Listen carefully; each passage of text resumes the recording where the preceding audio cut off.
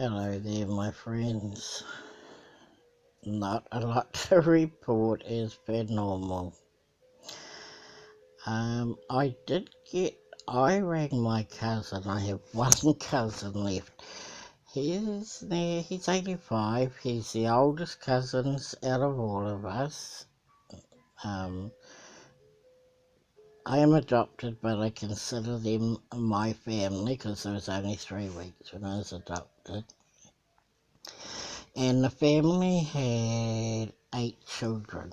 And Dad was the youngest, and he got married last.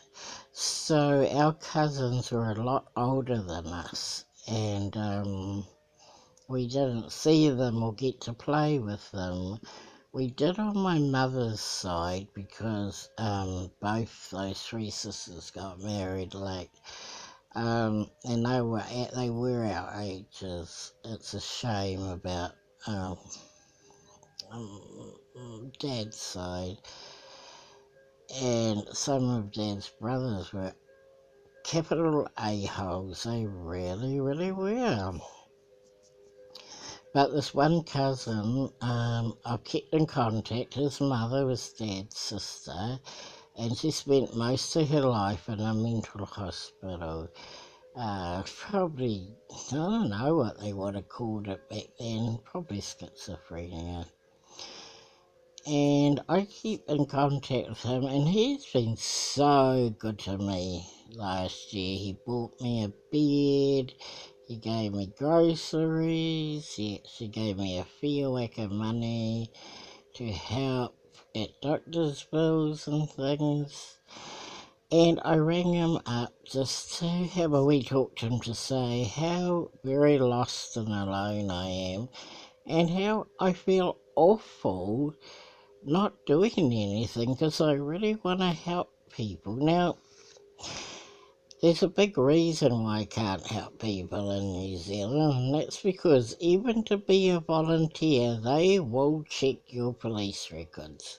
Because there have been places, volunteer places, who've had their money stolen, and you can't blame them at all. And I certainly can't be a bus driver and it's understandable because of my prison record. But anyway, I was talking to moaning on as per usual, and then he said that he called me the prison of cats. So he reckons that I am my own prisoner. I keep myself in my own prison. So I got a bit of paper and I drawed me behind some bars holding my own key with a lock, yeah.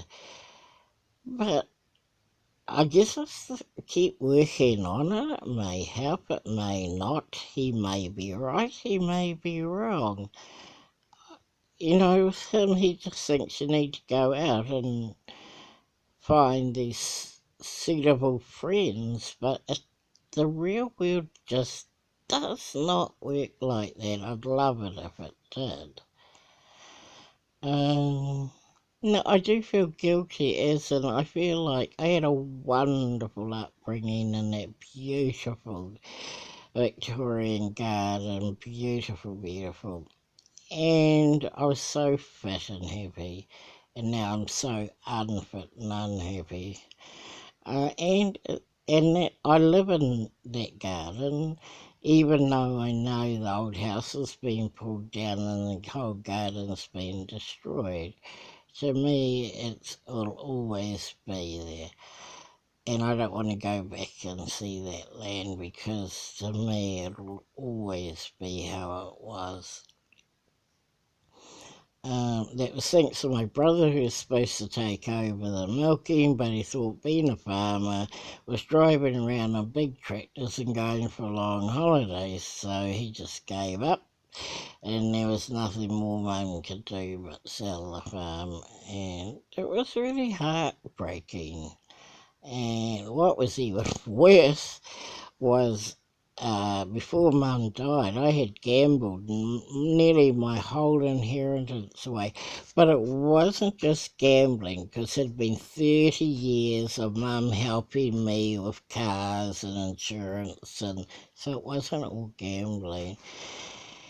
And when Mum died, she left 400 thou to my sister, 400 thou to my brother, and me, I had used it. I had used that much within 30 years. And I think just for a little something, they gave me something like 20 thou.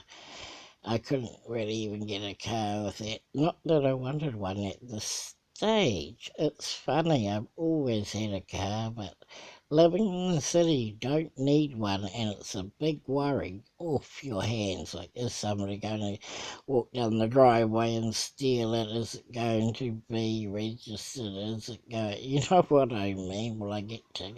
It's a real weight off your shoulders, not having to worry about a damn car. But lately I've just been feeling that I'd like to go and live out in the bush or out in the farm again, but I can't do it without a car. Anyway, I just thought that was really interesting what my cousin said to me, and I will be working on it, even if I have to pretend to unlock my own prison, the prison of cats rivers. So he said, it's a little bit harsh. This week I got to go for tests because I keep having tremendous hot temperatures, and they're going to be testing for cancer, breast cancer, and all this. I hope something comes up. And then I'm to ring him back and tell him what's going on. He is trying to give me a kick in the ass. And I hope he's right. I really do.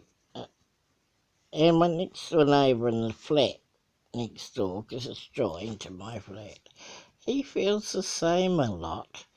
He lives his life in his flat. He doesn't leave it, and he plays games nearly 24/7. He is he's 30 something, but he's like my age, like over 50, because he started a lot earlier than I did on this terrible downfall. And it's almost like he's midlife when he's only 30. It's pretty sad to see, but I understand it. I do get it. He has schizophrenia, and it's not a well or a happy chappy. I really want to do something good. It's hard when you're held back. I if I if I knew how to get out of this prison, don't you think I would have? I got to try and do a little work on this, and if it doesn't get me anywhere, well, that's not the case. So I just not here moaning and groaning and want to sit on my ass and moan and groan. No, that's not me. I want to get up and do something that I like, and I mean, a lot of people have jobs that they don't like, and I mean, yay for them, because they're working hard for their families, and they're doing jobs that they don't like, just to have money coming in. And the beggars can't be choosers, but it would be cool if I did something that I liked. I'm not sure what though. I'm going to be thinking on it this week, and I'm going to get back in touch and see if I've gotten anywhere. So, thank you very much as per usual for listening. Over and out.